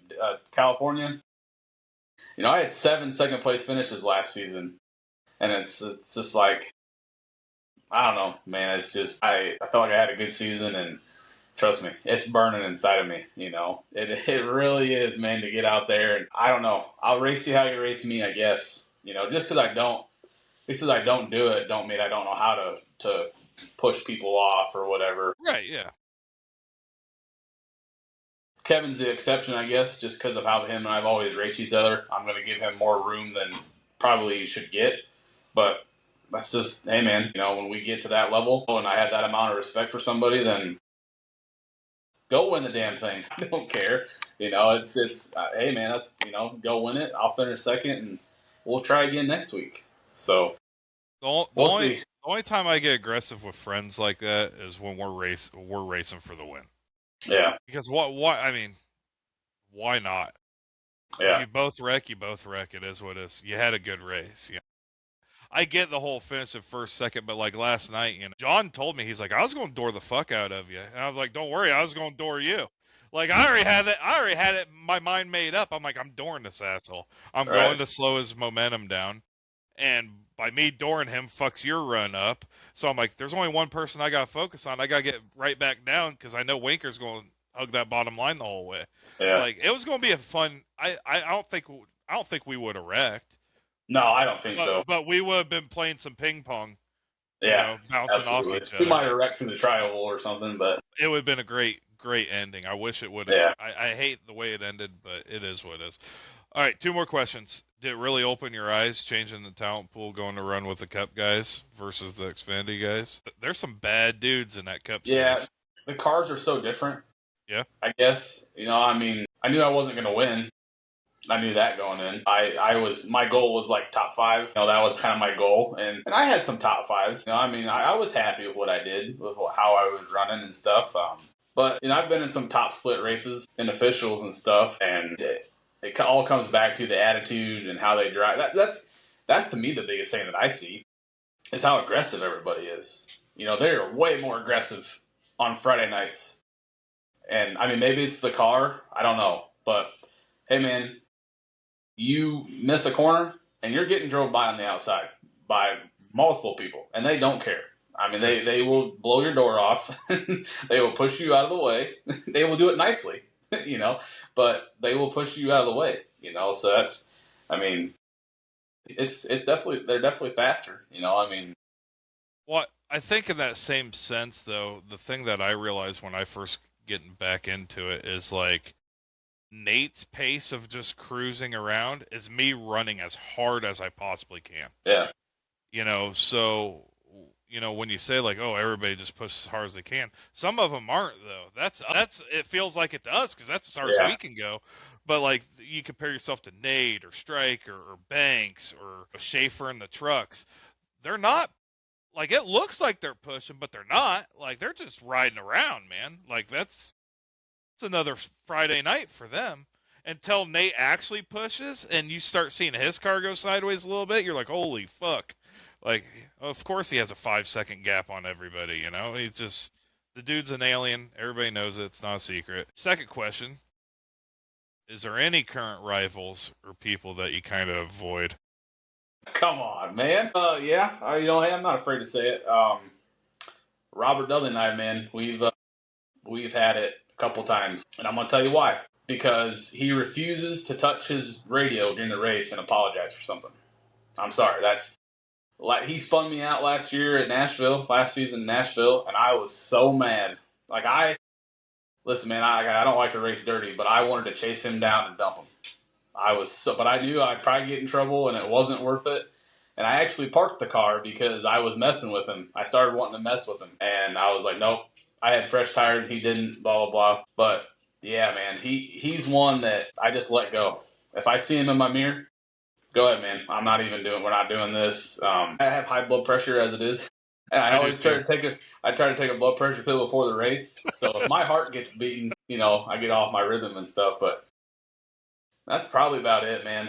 Him and I, we've had our battles, and it all goes back like what you said. If you're willing to mic up and say, hey, man, my fault, my bad, it's over with, right? But I mean, he did message me after the race, a couple hours after the race, and he apologized. But the first time we got into it, the first season, he didn't say nothing at all. And I had the first season, I kind of wrecked us at Nashville the first season, and it was 100% my fault. And I apologized, and I blew it. He was going to win the race, and I blew it for him.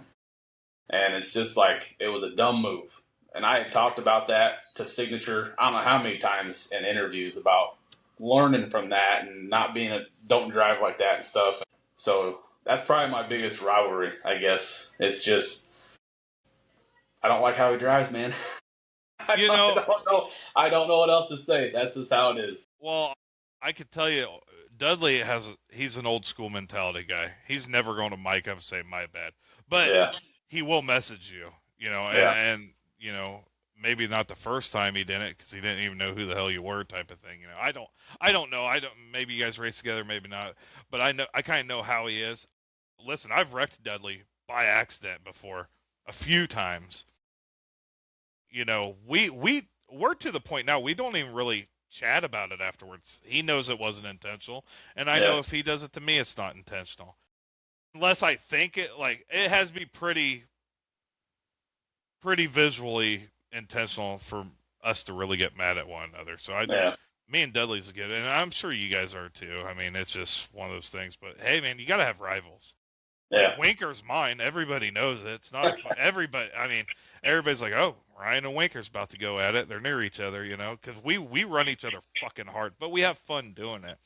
And you're in the mix now. Me and Wink. I would assume when me and him are fucking around, we see you creeping up. We're like, okay, now we got to shift our focus. This asshole, because he has better tires. We've been up here burning ours up, So it's like.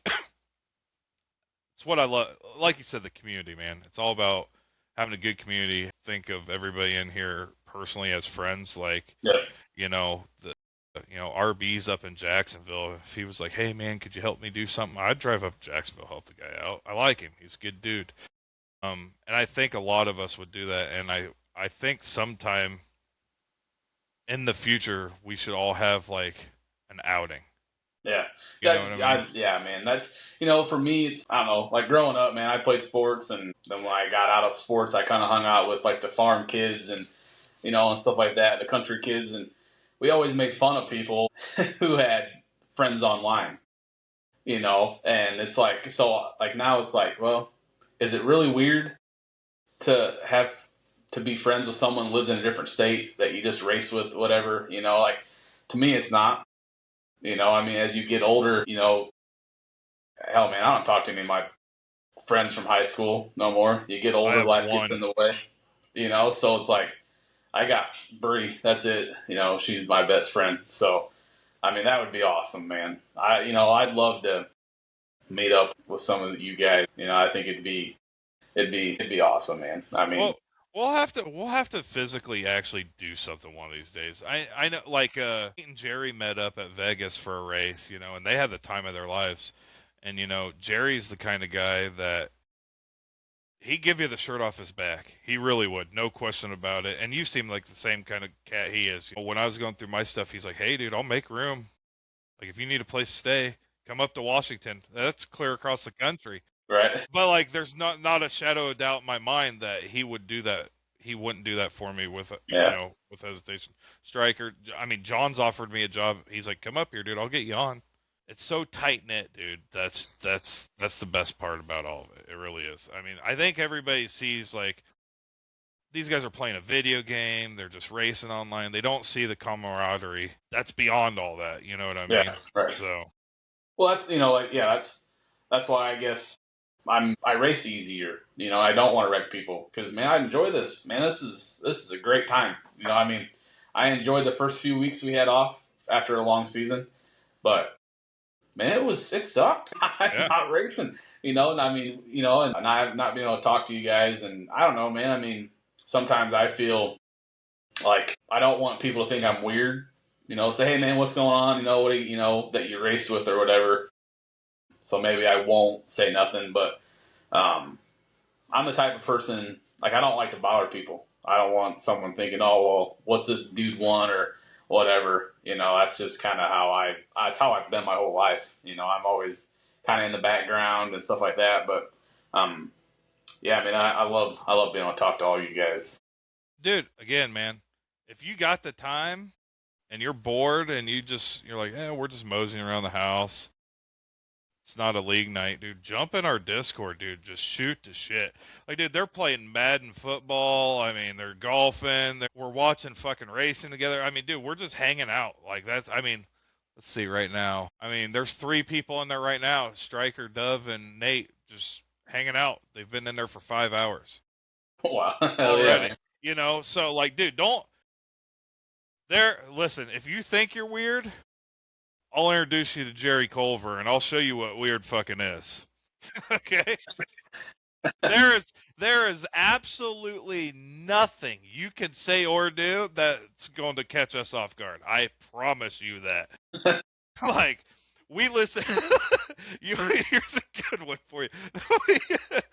Fucking Jerry, when he's shooting people online, you hear this. We're like, Jerry, get your fat ass mouth away from your fucking mic, dude. We can hear you breathing, you prick. I mean, and Jerry is a big guy, so listen, I'm a bigger guy. I don't like taking my shirt off at the beach. I'm not a fan of Yeah, that. I won't. Hell no, I won't. But I'm 38 now. I'm getting to a point where I just don't give a shit. I'm married. She chose me. Fuck you guys. I ain't impressing anybody. You know what I mean? I'm doing the family dad stuff, so I'm winning anyways. But it's to a point, like, me and Jerry are close. I could call him a fat ass piece of shit, and he knows I don't mean that. Like, Yeah, I'm talking shit. And once you get in there, you get rough and elbows with these guys, dude. You're gonna be in the same boat. It's just, I would like put a bug in Winker's ear because Winker has a big fan base, and I'm like, hey, if you guys know of extra sponsorships, kind of help push this, let me know. So I planted the seed. Winker, if you're watching this, the whole purpose of me saying this, I would love for you guys to be in there more and to grow with us and maybe play, more of a part into it, like it's fun for me to do this shit, but it's funner for me to do this shit with other people. Like, hey, let's build a schedule for next season. yeah, That way it's like a 3-person schedule. Everybody got input. We're doing it this way. At the end of the day, I'll be honest, like, I'm going to have the final say so because I'm footing the yeah, fucking bill, but it helps me, like, I knew you guys weren't fans of the playoffs last year. I wasn't a fan of the playoffs. That's just how we were always doing it. So I'm like, we're going to switch it up. Why not? We can.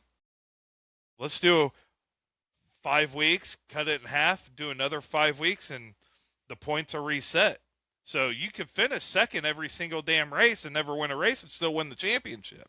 yeah, Plus, it gives you a reason. If you're sitting second at points and Winker's sitting first, and it's a 2-point difference, you're going to race for that stage. yeah, Like, you might wreck, but you're going to race for that goddamn stage because you want those extra points, right? So that I wanted the stages to mean something late in the playoffs. Now they do. yeah. Well, yeah, because like going into California last year, it's like stage didn't matter. So it's like you can try something different. You can hang out back, do whatever you want to do because it didn't matter. I mean, now the first season, I mean, that was the four guys going for 2 races. I mean, man, I entered Homestead fourth. I entered Homestead fourth in the play, and I knew you got to win the stage, you got to win the race, and be clean, and I did. I mean, that was fun. That was intense. It was intense, man. But when I saw that schedule, man, I mean, that it's just like you said, you can finish second every race and still win the championship. Yes. I mean, that's going to be awesome. And it's going to make you push for stages. Yeah, It's going to make which all I'm of us. horrible. Which I'm horrible at doing because You don't have the short run speed. no. Well, I can. I feel like I can. I just don't. I don't know, man. I just I race how I race, and but I feel like I have it in me. If I need to have it in me, I guess I worry about ruining my tire saving ability if I get too used to running short run speeds. I think that's But kind of why you got to mix it up a little bit, though, we'll see. I mean, like you said, the talent pool this season is a lot better or whatever. There's going to be a lot more guys running up front. So I don't know. You might see me change it up. I mean, you know, so Well, I I don't know. I do know there's a couple people in there that like to block, so Yeah. you might have to give them a bumper. Yeah, see, yeah, man. I can be a dog if I guess if I have to be. I don't like to be, but I mean, if that's one thing I don't like is the whole blocking thing. That drives me nuts, man. I mean, you block someone down. I'm a big believer. Hey, man, if you catch me and you're faster, just go. I don't know. That's just how I am. I mean, it's I don't know. So I guess we'll see. You got me all even more excited about this season, man. Like it's burning even more. Like I'm ready, man. I mean, like I said, you're gonna know after Dover. I think Dover's tough, You're gonna man. know after Pocono when I come back. I Well, come back for Pocono, bud. we all know you though. I'm talking about all these new guys. No, yeah. Well, see, that's what sucks for me though, is because I'm gonna get a late start on kind of getting a blend for everybody. Like me and Case Beer, season 1, like you guys were walking away and he was holding me up, and I knew I was the fastest car on track. I had people in the race like, dude, Ryan, you're pulling the fastest laps right now. I was like, I can win this 15 laps. I know I can catch these guys. Yeah, And he was holding me up, so I held him up late, and we got into it. Was I right? Was I wrong? I was right and I was wrong. Like yeah, I'm man enough to admit it. But like last night, I knew he wanted to get single file with us, and I could have slammed the door. I could have, but I didn't. I lifted a little bit and I gave it to him. If we all can have that same mentality of just letting shit go and not holding, you know, everybody accountable for every little action, because everybody makes a mistake. Like no one's, unless you're Nate. Nate very rarely makes a mistake, but we definitely always do. Let it go and move on, dude. Like the people, you'll be surprised what killing somebody with kindness does. You know what I mean? yeah, But anyways, long story short, I'm glad you showed up to do the podcast. Sorry I changed the times. I did change them for everybody. yeah. Evidently, I guess I need to make that well known. So Yeah, that's my fault, man. I was supposed to go to work because we got a bunch of snow again up here. yeah, I heard you And guys been getting shit on. I was supposed to go plow, and then my plant manager called. He said, "No, don't worry about it. It's coming early tomorrow." So then I went to church, and usually I'm home. Usually I'm home before 11, but I didn't get home today, man. And I for some reason, I always keep my phone face down in my vehicle. For some reason, I got this itch. You need to flip your phone over. Flip my phone over, and I saw you messaged me. I was like, oh no. I was like, oh man, I've been looking forward to this. I've been telling people, and so I was looking forward to doing this. But yeah, and I appreciate you fitting me in here later in the day. So No, I no, really man, do. don't worry about it. It's fine. The only reason I changed it to 11 is just so I have more time on a Sunday to Yeah, right. do whatever. Because I travel, I do construction. So when I'm in a hotel room, I'm still on Discord every night. I'm going over everything, making sure everything's fine, and all that fun jazz. So I'm Yeah, always like, when I'm not working, I'm working. Just on the thing that I love the most. And I got a bomb ass wife that supports me doing it. So I don't really have any hiccups like that. Just I don't have enough time in the day to get everything done. yeah, But anyways, no, yeah, dude.